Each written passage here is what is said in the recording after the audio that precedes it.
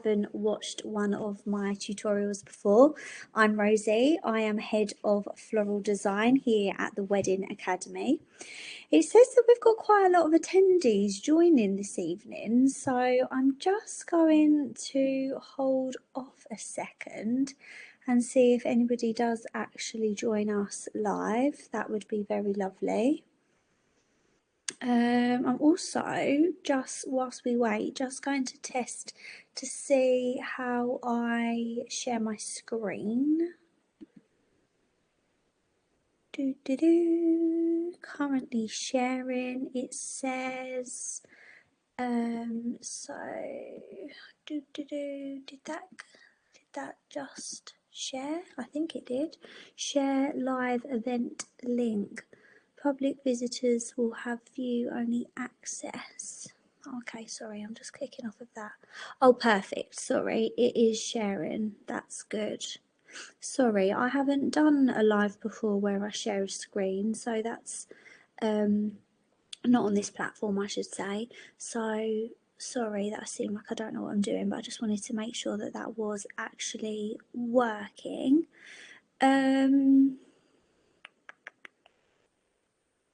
Perfect. Okay, so no one's joined as of yet, which is absolutely fine. Hopefully people will just watch on the catch up. But anyways, if you are watching on catch up, thank you very much. Tonight is wedding consultations and quotes.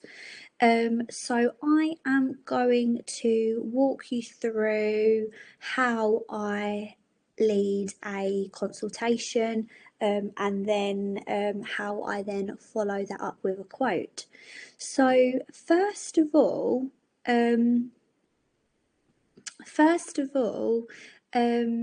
it's obviously up to you to decide how you are going to host your consultation. So when I actually started my business, I was meeting my potential clients face to face, and I think there is a huge potential in doing that. Sometimes it would be at a wedding venue, other times it would just be meeting for a coffee. And as I say, I think there's some good potential and some real positives as to why you may decide to meet your potential clients in person. However, something to bear in mind is every time you do that, potentially that could be 2 to 3 hours out of your day, because it could. I always found that when I was meeting somebody in person, the consultation would be a lot longer, because naturally you just tend to sort of talk about other things as well when you're in person, and it doesn't stick to just the weddings. So when you add in your traveling time also, you could be looking at like 3 hours out of your day on a consultation where they haven't even booked you yet and there is no guarantee of that booking. So I think I probably did that for a year or so, and some clients I got, other clients I didn't.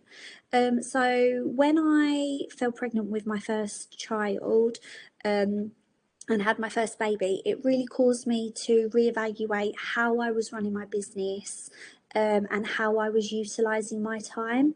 And unfortunately, having like face-to-face consultations just wasn't it wasn't working for me. It was too much time wasted without that guarantee of securing the job. So I now have consultations via a phone call only. I am actually looking to change that quite imminently. Oh, hi Shirley, we've got somebody on live. I was just saying I don't really have people on live, but hello, thank you for being here. I was literally just saying how I host my consultations. I did do them face to face when I first started, but I have stopped doing that now, and I do host my consultations phone call only. But as I was just saying, I am going to be changing that very soon, and I'm probably going to start doing Zoom calls, just because I think, as I said with the face-to-face consultations, I do feel like a deeper connection is created when you're actually speaking to somebody face to face. So I am going to start actually doing Zoom calls rather than phone calls. But at the moment, I am just doing phone consultations. So generally, I usually just get the bride on the consultation, if I'm honest. I always start the call with, hello, is such and such there? And the grooms are hardly never in on the calls. Shirley, whilst you're there, actually, can I just ask you, can you see my screen okay? Like, because I've clicked share screen. Could you just maybe pop in the chat facility that you can see the chat box that's just come up and you can see what I'm sharing? But yeah, so I always ask, perfect, thank you very much. Yeah, so I always ask, is such and such there with you? More often than not, it is just the bride on the call. Perfect, thank you very much, Shirley, that is great. So what I always say is that if somebody would like to have a venue walkthrough or meet at the venue, I am more than happy to do that, but I do only offer that now once a booking is confirmed. And I always start my consultations off by saying to people that don't worry if they don't know 100% what it is that they would like, because they can make changes to their booking 6 weeks prior to the wedding. So say, for example, they only know at the moment that they want their bridal bouquet and their bridesmaids bouquets, for example. I say, well, that's enough to book as long as you know that you do have to meet my minimum spend. That's enough to book and secure your date, and then of course we can add, say, venue decor on. Aisle decor seems to be the one which people are really unsure about, and they want assistance with. Now, if it's a venue that I'm really confident at, where I've worked numerous times, which I've styled numerous times, then I am really comfortable with suggesting ideas that I know work really well within that venue. So more often than not, I am very comfortable in saying to the client, I don't think I need to visit unless, of course, you really want to meet me there, because I've worked there, you know, numerous times before. And I know that these designs work really well at this venue, and then I suggest ideas showing them previous photos and images.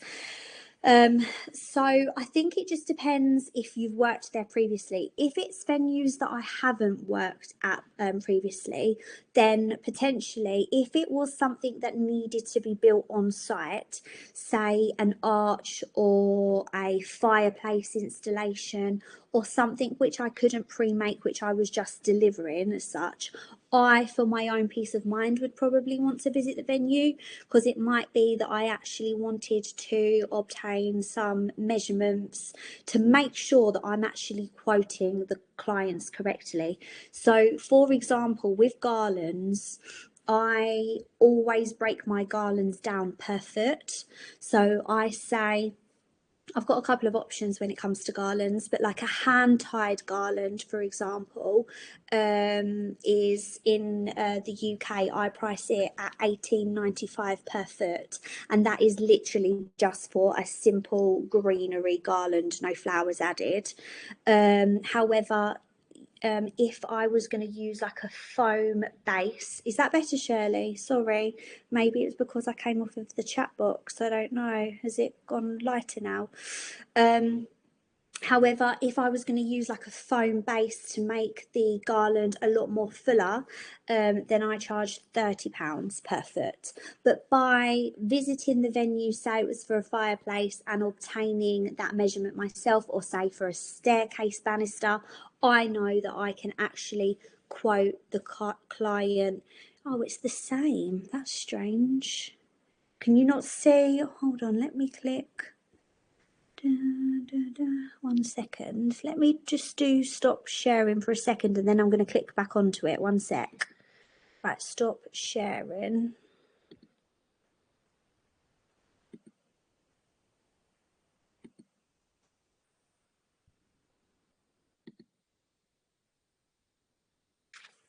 Is it still, we've greyed out your screen to avoid monitoring, but it says that everyone should be able to see it fine. Has that changed anything? Don't know what's happened if not. I haven't touched anything. But yeah, sorry. So it may be that visiting the venue just to obtain measurements. No, as in no, it's not changed anything. Or I mean, can you not see my screen that I'm sharing now very well?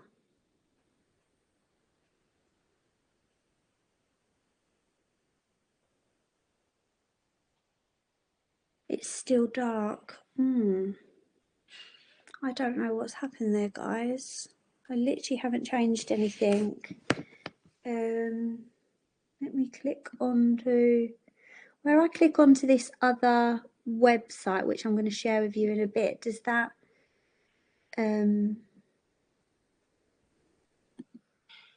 know. Just looking at the settings, but I don't think I haven't changed anything.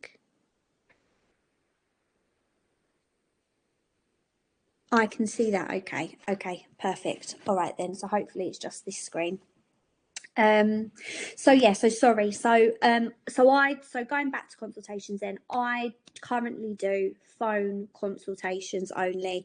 If a client wants to meet me at the venue, then I would only do that after that booking has been confirmed, purely so I am not wasting my time without a confirmed booking. But of course, please, I don't want to lead you into thinking that that is, the definitive correct way.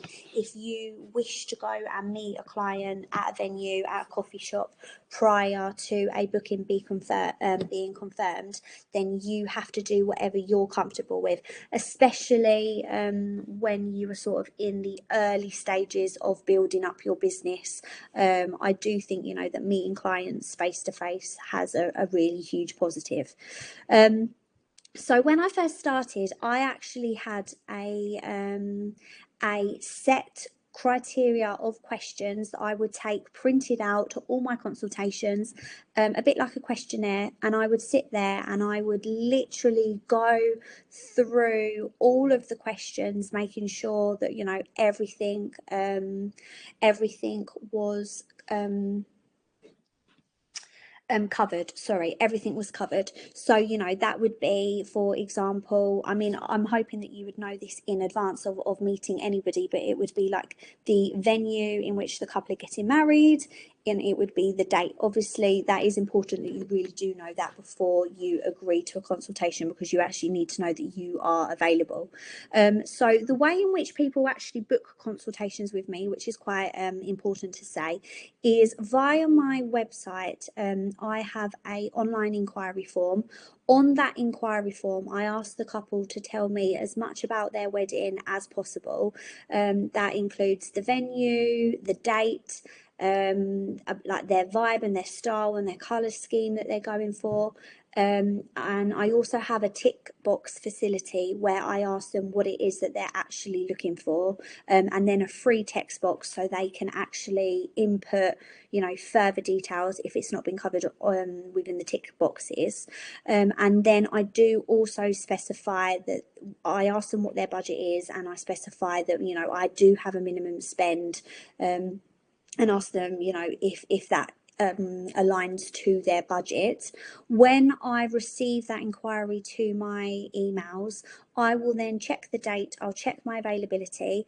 If I'm free, I then send them a link to an online calendar. I use Calendly, which is just an app that you can download. Well, certainly on the iPhone, I've got an iPhone, so you can download it to your phone. And then if I'm free on their wedding day and I think that their vibe works well with my style, then I will then send the couple a link to my calendar, and I will ask them to book in for a consultation. So I hold my consultations in the evenings just because that works best for me, like around childcare. I also find that with like people working that evenings are better for people. So I would then on my Calendly, it asks for the client's phone number, and I specify that I will call them at 8. When they submit my online inquiry form, they get an automated email response which asks them to send me any photo inspiration that they have ahead of the consultation. This just allows me to sort of understand really the style that they're going for, just to again make sure that it aligns with mine. When you first start out in your business, and I know that I definitely did when I started out, it's really easy to say yes to weddings that maybe don't align with your business, purely because you're new, you want the work, and you want to build up your portfolio. However, as time goes on and as you get more confident with your business, it's really important that you do only take on work that aligns with your style, and that you are excited about. So, for example, a couple of the weddings that I took on when I was really new in business, because of COVID, they then got postponed. And it was like 1 or 2 years ago that I actually done the weddings, and my style had advanced so much in that time, and yet I was obviously committed to these weddings that didn't align with my style at all, and I really just had zero passion for. Of course, I still put in exactly the same amount as effort as I would, a wedding that does really align with my style, but that passion wasn't there for it. So that's why I would really say it's important to only take on weddings that you really love the vibe of, because just all of your enthusiasm, your creativity will just come out so much more when you are really excited to do them flowers. So I would definitely advise that it's okay to say no. And obviously you don't have to tell the couples that their style doesn't align with yours. You just have to say that you're not available. And that is the beauty of our industry. You can just say that you've got another wedding already on that day, you're not available. So yeah, you can be picky. And I do as well, because if you're not going to be happy with the images that you receive, you're not going to want to share them on your portfolio. And it really is true what so many people say, that you attract what you put out. So you need to be sharing content that you want to attract back. So if you aspire to create big arches and big statement wedding pieces, there's no point in sharing small table designs, flowers in bud vases, because you're not telling those clients, hey, look at me, I can do an arch, because nobody knows you can do an arch, because you're not putting it out there. So you need to only take on weddings that are going to give you back imagery that you are then going to want to share.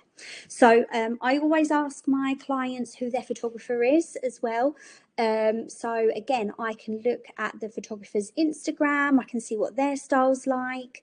And I'm never going to turn down a wedding based on the photographer if I wasn't particularly keen on their style. But it's just good to know, because then if you know that you're working with a really good photographer, that's really exciting to know that you are going to get that gallery.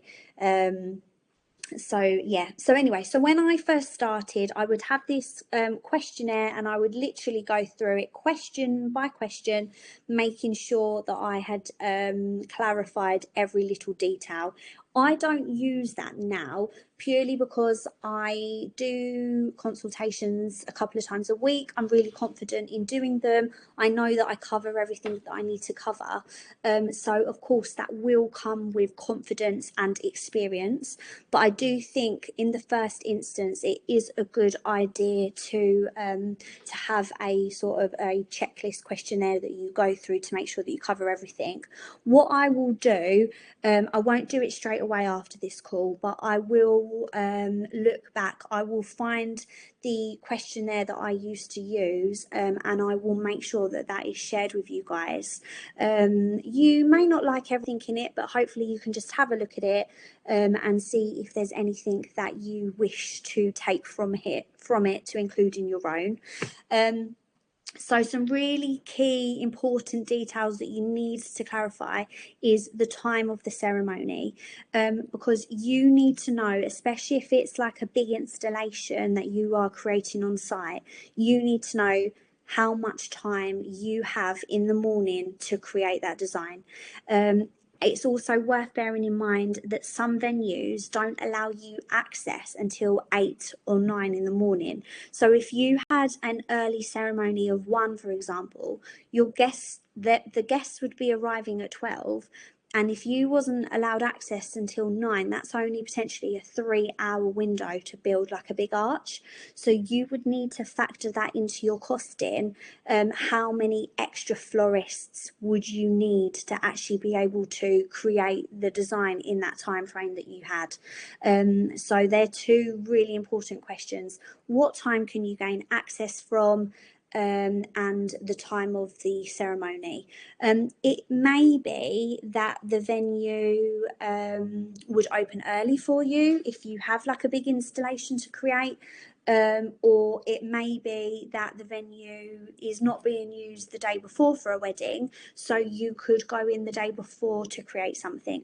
I don't advise that purely because I would want to ensure that everything was looking absolutely immaculate, like literally right up until the last minute. But if, for example, you had a big arch to create and the venue was free and they was allowing you in to go in the day before, it could be that you could go and set up the bases, you could go and do all the greenery, so that the day of the wedding you only had to go and add in all the flowers. So it could be a possibility. Of course, that's 2 trips to the venue, that's extra mileage that would need to be included in your costings, but it is maybe just something to consider. Another big one is about clearing down. This is quite often forgotten. Some venues will want all of the clear down to be done that night. It's not so popular in Essex, actually, where I am. A lot of like the barn venues and things, they don't mind too much. But if you have like big stately homes, for example, or like the exclusive venues, which I know there's a lot of around, like say Northampton, the Midlands, they will be really strict that everything needs to be cleared down by midnight. So if that's the case, then again, you really need to ensure that you are factoring in that into your costings, because I would say that that is extra on top of just returning the following day, because who really wants to be going out to a venue at midnight and clearing down?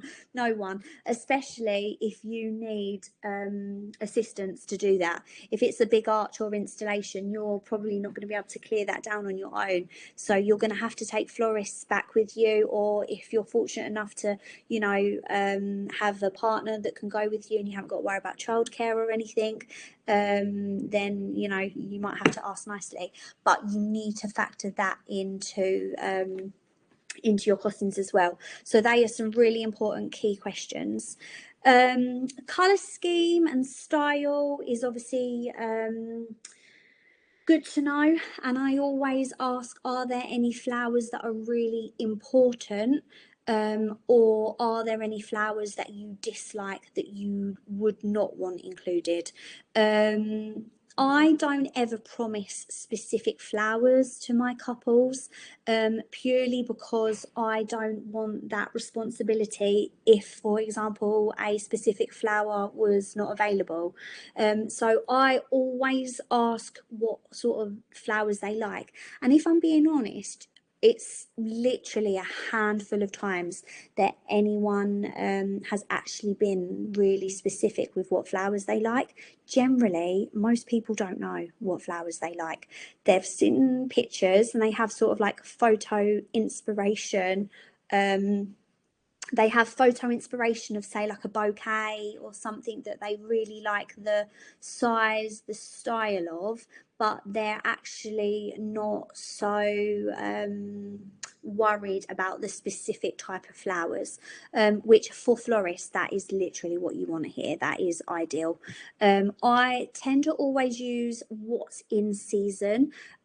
So I get all of my flowers directly on the Dutch auction, which I'll talk about a little bit later. So I can order from all over the world, but generally I will always go with, like, you know, what is in season for that time of year, just because they tend to be a bit cheaper as well.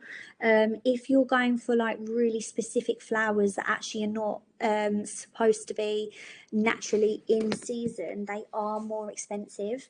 I don't obviously explain that to the couples, but they are generally the reasons why I try and always stick with seasonal flowers. So peonies tend to be quite a popular request from brides. Generally, though, that's because they have heard that they are wedding flowers. And when they're sort of searching the Pinterest and putting their boards together, peonies do tend to appear quite frequently, like in wedding searches. However, I always try to educate my brides that there are hundreds and hundreds of variations of roses. I absolutely love roses. They're one of my go-to flowers for most wedding designs, unless anybody tells me not to, that look very similar to peonies. So I'm just thinking, I think maybe once or twice, but I very rarely ever use peonies. A, they're really expensive, and B, they're temperamental, and they're only in season for such a short amount of time. But you need to ensure that you are ordering those peonies at literally the exact right time to give them a chance to open up, because they arrive so tight-headed. But also that you're not ordering them too in advance, that they're not looking their best on the wedding day. So I just find them very tricky to work with, if I'm being honest. If I had an absolute specific request, then, you know, I would say I would absolutely try my best to get them. But if somebody wasn't too worried about it, then I would actually always lean towards a garden rose, because, as I say, you can get hundreds and hundreds of variations of roses, so beautiful, and ones that do look really similar to peonies. So that would always be where I try and lead my brides to. So yeah, so I don't ask specific flowers. I don't promise specific flowers, but I do always ask if there's any flowers that they really dislike, or that give any sort of negative vibe, because obviously what you don't want to do is, say, include a flower within your arrangement that, say, had been used in a funeral arrangement for somebody in their family, which could then obviously bring back negative emotions. So it's really important that you ask if there's any flowers that, you know, they don't want included. With regards to the colour, that doesn't really impact like the pricing or anything. So generally things like that, if they don't know it, that can be confirmed at a later stage. I'm not too worried. So generally now I just literally have my big notebook, and I write down all of the notes as I go through.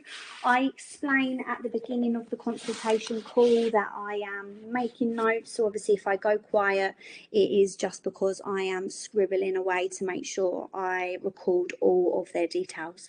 Hopefully, as I said, I always ask for any inspiration images prior to the call. If they haven't sent me that through prior to the call, I will always say, have you started creating a Pinterest board? If so, can you share the link with me after the call? Or if you've got any images, then please do send them through as well. I am really relaxed when it comes to my couples. So generally up until the point of the call, our correspondence has all been via email. However, once that call's made, I've got their number, they've got mine. I say to them, you know, if you would prefer to WhatsApp me and send the images through via WhatsApp, then I'm comfortable with you doing so. Personally, Personally, I really like WhatsApp. It's really informal, and that's not going to work for everybody. But it allows me to get back to people and respond to people like really quickly. I find that with emails, sometimes they're so formal, you know, you're not always able to share the amount of images that you want to share in an email, like because they might be like too high quality that they don't go through. So I just really like WhatsApp. I find it really easy, but of course you've got to do whatever works best for you. And you know what, sometimes couples, they don't want to even take it to WhatsApp. They like the fact that it's all formal. They like that they can just go onto emails and they can find all of the previous chat history on there if they needed to. But I do give them that option. I don't mind. So yeah, so I asked them to send me through any images. I would absolutely never say that I could recreate a design that's another florist has done. So if they send me through an image and they're like, I really like this, then I would say that I, you know, can base the style on something similar. We can go for similar flowers, we can go for similar colours, but I would absolutely never aim to recreate somebody else's work. Just because everybody's got their own individual style, and you're going to want to put your own stamp on things, and also you don't want that couple to have that really specific idea that it's going to look exactly the same as what they've seen on Pinterest. Because generally we all know that, you know, a lot of the designs and images that make it onto Pinterest, sometimes they're styled shoots. They're not actually real life wedding imagery. And we don't know the mechanics that go on like behind the scenes to obtain that specific image. So I'd always say that I'd create something similar if they was really set on a design, but I would never ever promise to make anything look exactly the same. So during the consultation call, I generally ask them to begin with, you know, a little bit about their wedding planning journey. I always sort of say, how many venues have you visited prior to booking such and such? How are you getting on with your wedding planning? Just to build up that little bit of rapport before we actually start going into like the finer details, just to get them a little bit more comfortable with me as well, really. And then I will ask them about their wedding. I'll sort of give them like a free opportunity to share whatever it is that they wish to share. Sometimes this will lead couples to go off on a little bit of a tangent and start telling me everything about their wedding, and then I have to like lead them back to the beginning. Sometimes they're not really sure and they obviously want me to like lead them through the call, which is obviously preferable anyway, because you want to ensure that you are literally covering every aspect. But if I do allow them to sort of go off and start telling me all about everything, I will then bring them back and walk them through step by step. And what I say is that I am going to start off by talking about the bridal bouquet, and then we will move through the flowers area by area. So I would always start with the bridal bouquet. I would then move on to bridesmaids.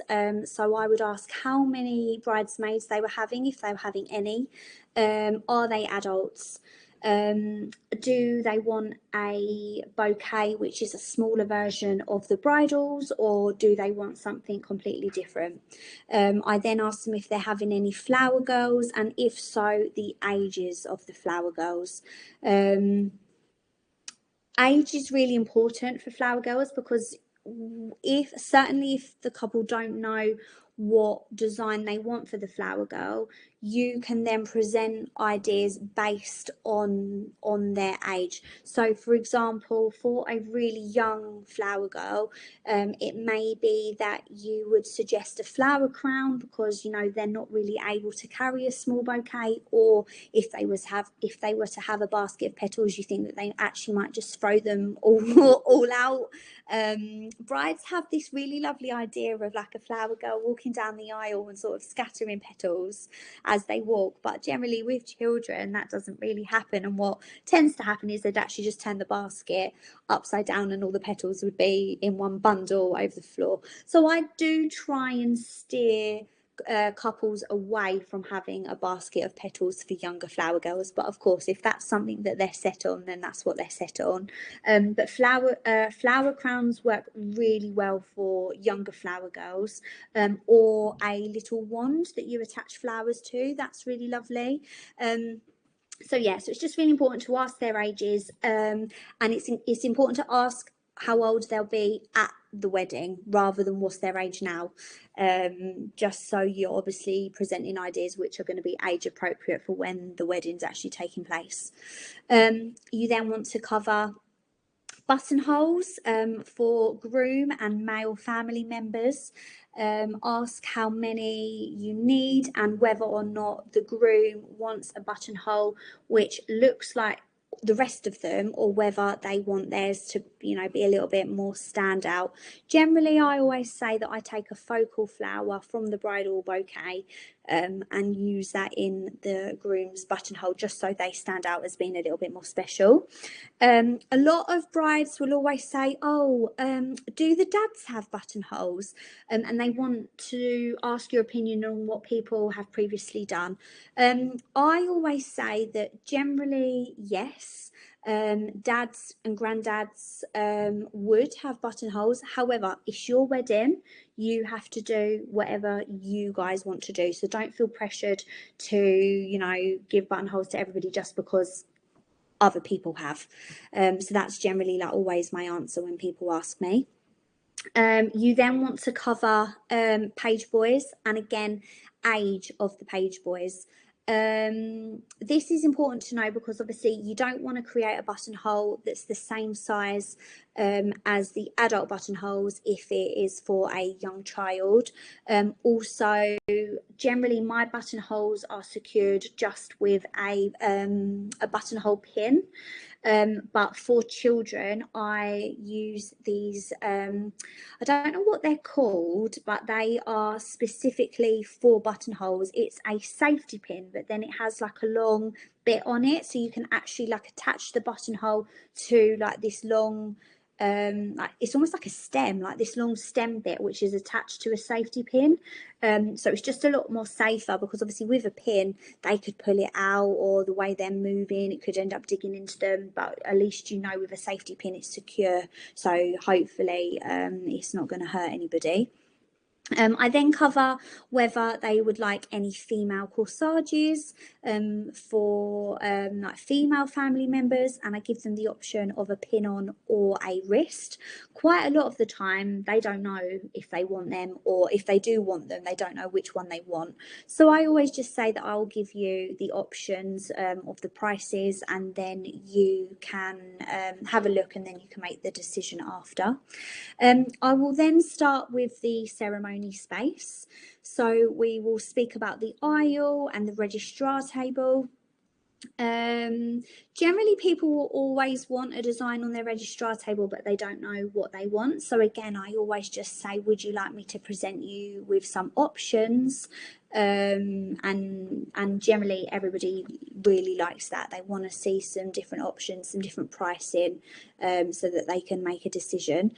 I also always sort of suggest ideas. So one of my most popular and requested designs is actually floor arrangements. So they are arrangements that sit on the floor, which really line the aisle. So they sit up against the end of the row, and it could be that they go at the end of every row or every other row, and they really frame the aisle. They are absolutely one of my most favorite designs to do. They look so stunning in images, and I always try and advise my couples where they can like sort of get the most for their budget and where they can reuse their flowers. So with the floor arrangements, for example, they can be repurposed really well, like throughout the day, in so many different aspects and areas of the wedding. Generally I always move them to in front of the top table to create a floor meadow, and that is so impactful and so statement when the guests walk into the wedding breakfast room. Of course, like the other options which I suggest is it could be like a cake meadow, which are becoming really popular this year. They could go on or in front of the bar.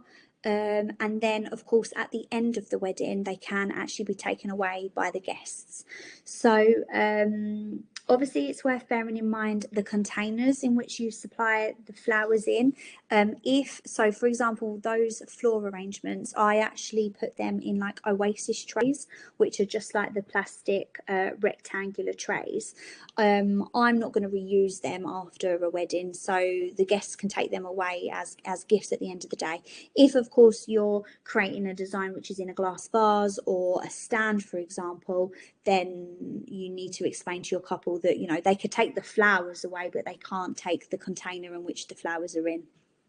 But I think giving the couples the option that their guests can take them away, that's just a little bit of like an added bonus, that, you know, the flowers are not just being used for that one day and then going in the bin. So I always take the opportunities to suggest additional aisle decor when we're talking about the ceremony.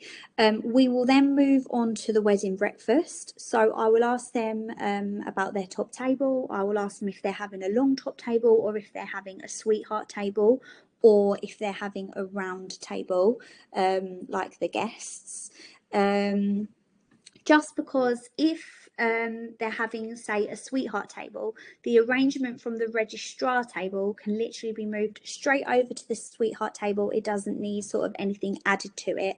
If they've got a long top table, then it may be that additional designs need to be added to the registrar arrangement to actually fill the length of the table. I always ask how many people are sitting on top table. Generally, it's 2 foot per person. So if you've got 6 people on a top table, you know that generally that's going to be a 12-foot table, which you need to know if you're working out a garland, for example, so you can price that accurately.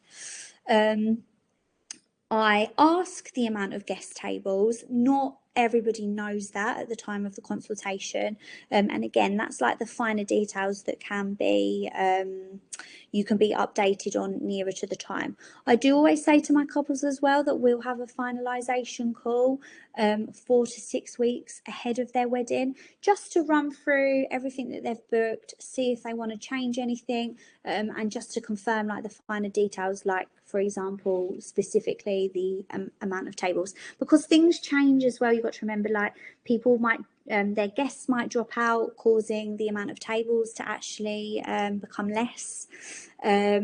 So I do always say that, you know, don't worry if things like that change. Generally, people don't always know what they want on their guest tables, so I will always say, you know, would you like me to give you some options? Generally, they'll know if they want like a high or a low design, which is really helpful to know. You want to have sort of a base idea as to what sort of ideas to share. But I am always happy to, you know, provide ideas. As well, sometimes people don't know what they want until they see it. So unless you are giving them, you know, the option of something, they don't know that it's an option.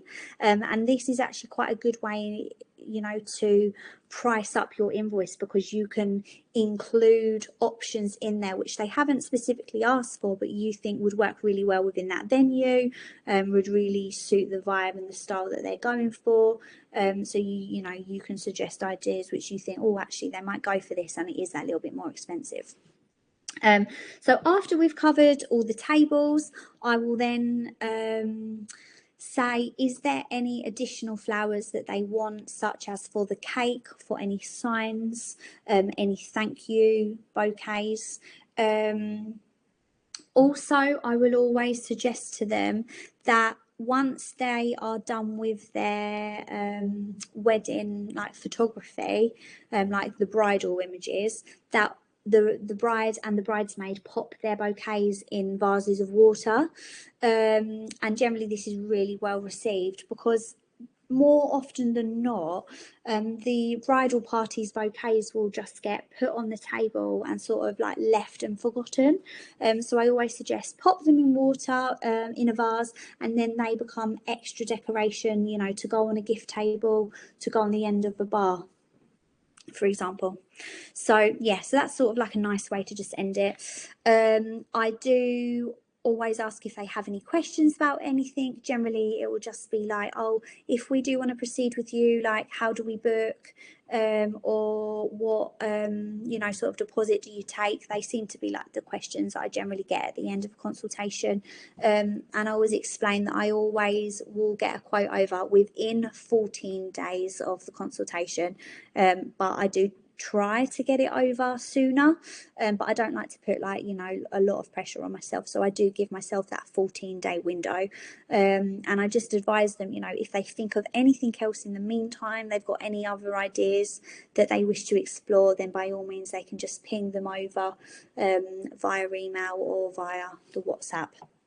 So that's generally how I would then end the consultation. And then when it comes to the quote, so right, this is now where I'm just going to share my screen. So I use Canva. Sorry for the other things that are on here. I use Canva for everything. So I use it to create lots of quotes in my house and like decoration for my little one's room. But what I was going to show you is how I would then like present my quotes, my proposals to my couples. So right, so I'm just going to quickly pop back over to the main page and get back on here and say, Shirley, can you see that Canva page that I just went on? I just want to make sure that you can see it.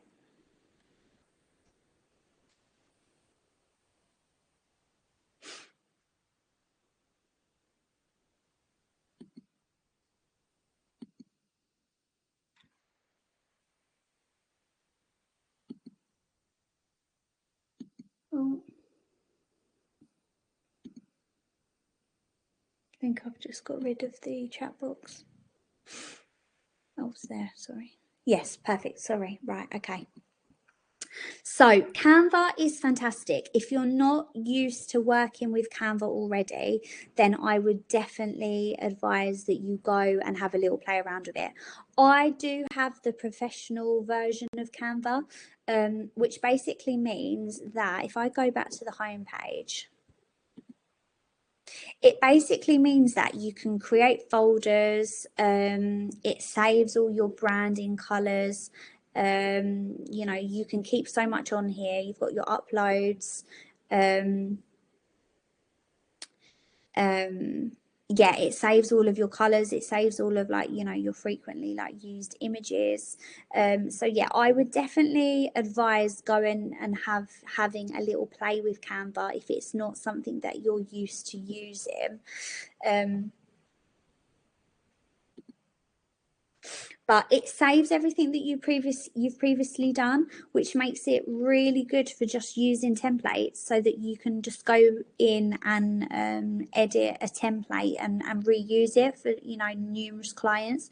So this one, for example, is for Colette and Johnny. So generally, like the front page, will remain the same. I'll change the couples names at the top. I'll then always put like the date of their wedding and the venue in which they're getting married at. Sometimes I might put like an image of like the venue, otherwise I'll just keep it quite plain, and they're just like a couple of images of me. I'll then have like a little bit about my business, and I've put the logo on there for when I won a wedding award last year, so I've got that at the top as well. So then I try to always use images of my own work, purely because obviously I would hate for somebody to be using images of my work without crediting me.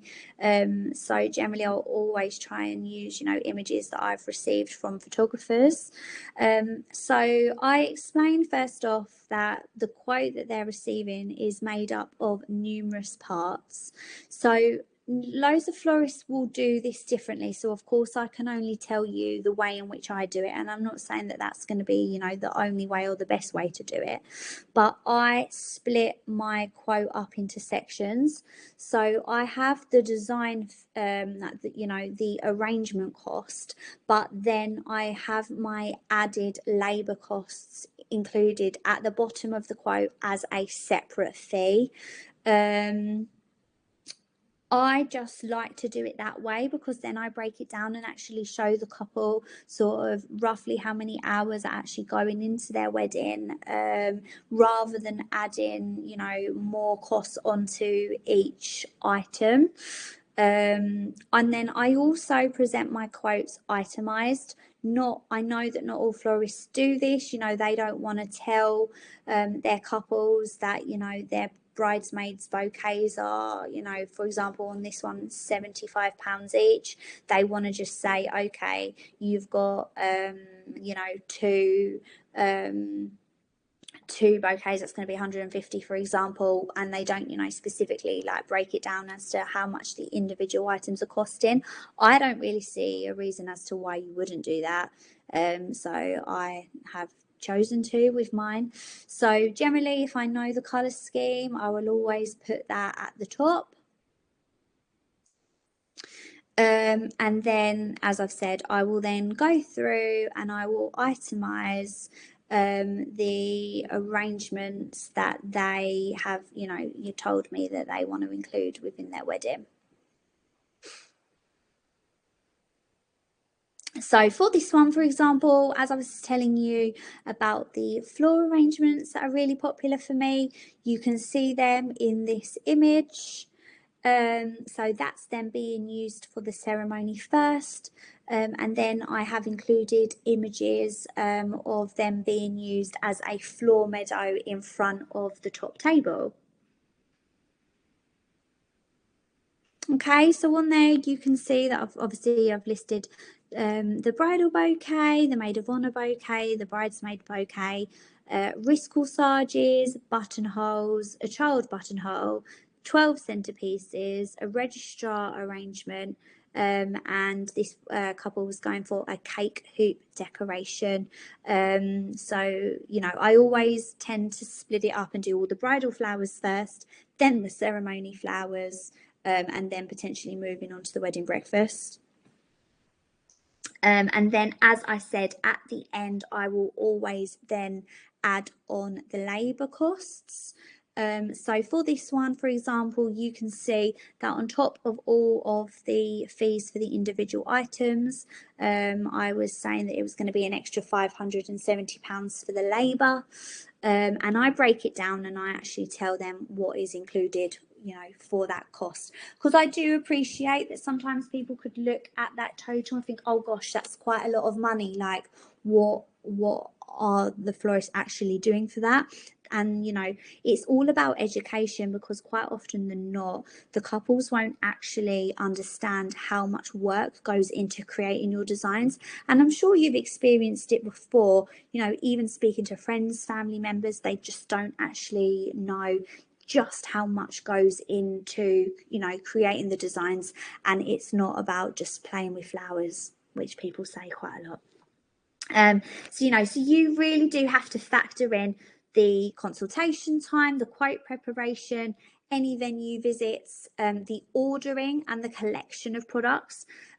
So as I like really briefly touched upon earlier, I use the Dutch auction to buy all of my flowers. And I think it's actually next month that the live training is specifically on ordering flowers and like the options that are available to you.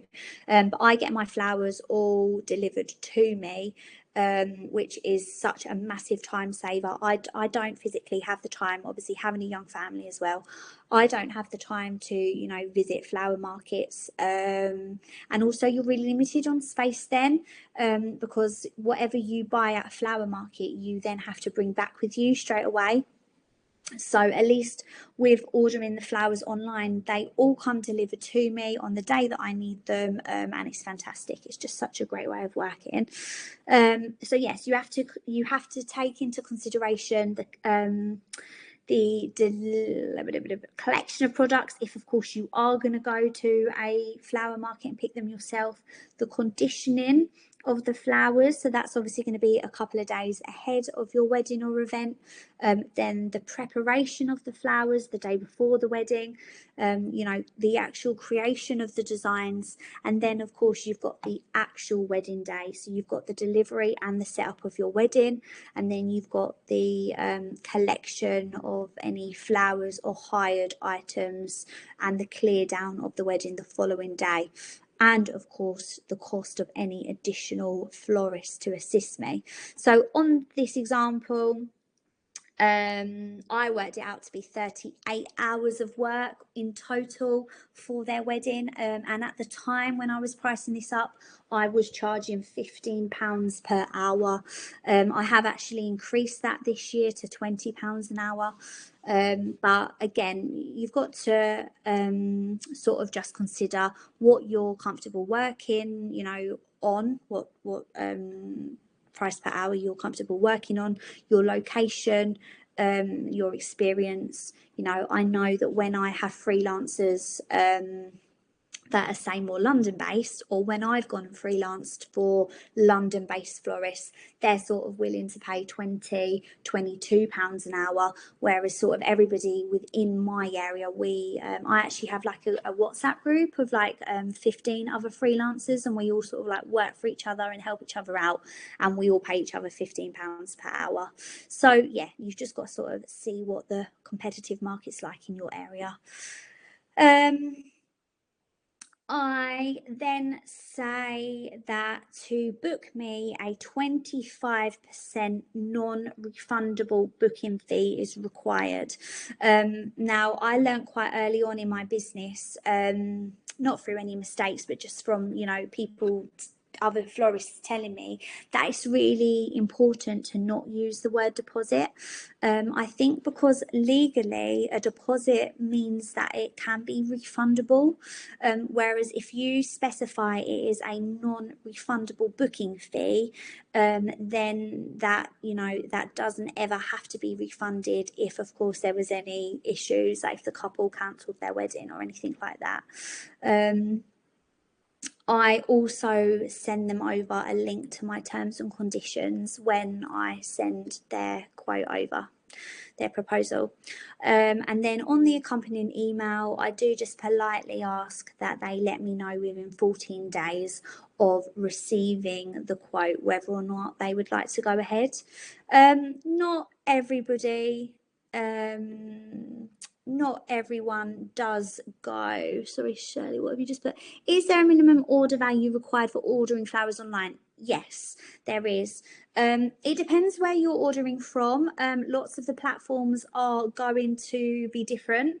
I tend to use Florismart and Hock Flowers. They are my two go-to platforms, and they both have a minimum spend of 200, but that includes delivery. So, you know, if you're generally if you're working on a wedding, you're going to exceed that, like well and truly exceed that. You know, you haven't got to worry about any delivery costs. If, say for example, I don't know, it was a very, very intimate, like smaller event, then you can order for less than £200, but you would have to pay a delivery fee. I don't actually know what that delivery fee is, because as I said, generally £200 is really easy to spend on these platforms, especially with the prices of flowers at the moment. But they do have the option to just pay the delivery fee if you needed to. Again, it's really worth, and I will go into so much more detail next month when I do that specific training, but it is worth researching your area to see if there are any sort of cash and carry wholesalers local to you. Like, so for me, for example, I'm in the north of Essex, and I have a wholesaler 40 minutes away from me. Actually, there's one at the other side of Essex as well, so that's an hour and a half away if I had to go to that one. And they are smaller ones, but the good thing about these wholesalers is they are open to the public, so you don't have to like prove that you're a business, or sign up to any sort of like minimum sort of spend. You know, like, because a lot of these online ones, they want to know that you're a business, and you actually have to prove that you are before you can open an account, and B, they want a little bit of assurance that you are going to be ordering with them quite regularly. So it is quite good to have like a local one, sort of, you know, somewhere that you know you can go if you need to. But yeah, so I always ask the couple to send me, to let me know if they would like to proceed within 14 days. And I just say that that's because if they don't want to go ahead, then I can release their date like to other people. I always say that I pencil in their date like once that, you know, we've had that consultation, but after the 14 days, then that date would be re-released to other people. I don't like to hound anyone, but if I haven't heard back within like a week or so, I will generally just send a follow-up email, just to say, you know, did they have any questions with anything? Do they have any other ideas that they would like to explore? And just sort of hopefully open the conversation that way. I do also always say to my couples at the end of the consultations that, you know, I will always aim to work within their budget. I would absolutely never lower my flower prices to accommodate anybody, or price match another florist. However, what I will do is suggest alternative ideas to make sure that it works for them as a couple. So, you know, if I'm ideally they share with me their budget. That's really what I want to know, so I can make sure I don't exceed it. However, if they are not willing to share their budget, and some couples aren't, some couples will say, oh, we just want to see what you come back with first. And some couples are actually quite open with the fact that they are price comparing against other florists, which is horrible. You don't want to be price compared to anyone. And also, I do try and sort of educate that it is really hard to price compare, because you don't know what you're comparing. You don't know the quality in which, you know, of the flowers that florists are using. You don't know the specific amount of flowers that each florist is using within a specific design. You know, so quite often than not, couples don't actually know what they're comparing. They're just like looking at the prices and going, oh, well, that florist's bouquet is more expensive than that one. And sometimes, you know, you could lose a client that way. But I would always say that, you know, if the budget exceeds what you wanted to spend, then to be open with me, to discuss it with me. I can suggest other ideas in which we can make it work. And I sort of just end, I put it like in the email, and I just say, like, if you love my work, I'd love to work with you. You know, just to try and reassure them that, you know, we can make it work for all of us. I don't want anybody to sort of look at a quote and go, oh, this person's too expensive, you know, and just automatically go with another florist just because they're cheaper. Yeah, so ultimately that's what you're trying to avoid. So yeah, so I always would follow up with a couple if I haven't heard anything. And I'd probably only, you know, send one or maybe two emails, an absolute push, you know, within a couple of week period if I haven't heard anything. And be prepared to be ghosted sometimes. It's not fun. And it is quite heartbreaking, you know, especially if you feel like you've actually had a really great consultation with a couple and you felt like the you know, the relationship, the rapport was really there, and then to just receive nothing back can be quite heartbreaking. But just try not to take it personally. When I first started out, I did take it personally, and it's really hard not to, especially when you're putting so much time and effort into, you know, having that consultation, putting that proposal together. It is, you know, it is sad when like people don't reply to you, or if they decide that they're not going to go with you. But it is business at the end of the day. You're not going to get all of the bookings. So yeah, just try not to take it personally if that does happen to you. But hopefully it doesn't. Hopefully you get lots of bookings and you'll be absolutely fine. But I think that is pretty much everything. Shirley, as you're the only one on here, do you have any specific questions about anything that I can answer now? As I said, I am going to be doing a live next month with regards to, how to order flowers, and we'll go through talking in a lot more detail about ordering online and the dark short auctions and everything. But if there's anything else that you have any questions about, then I'll be happy to answer them.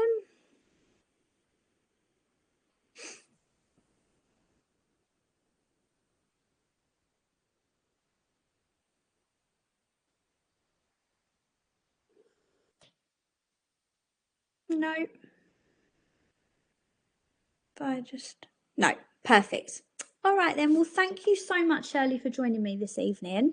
And thank you to anybody else that is watching this on catch up.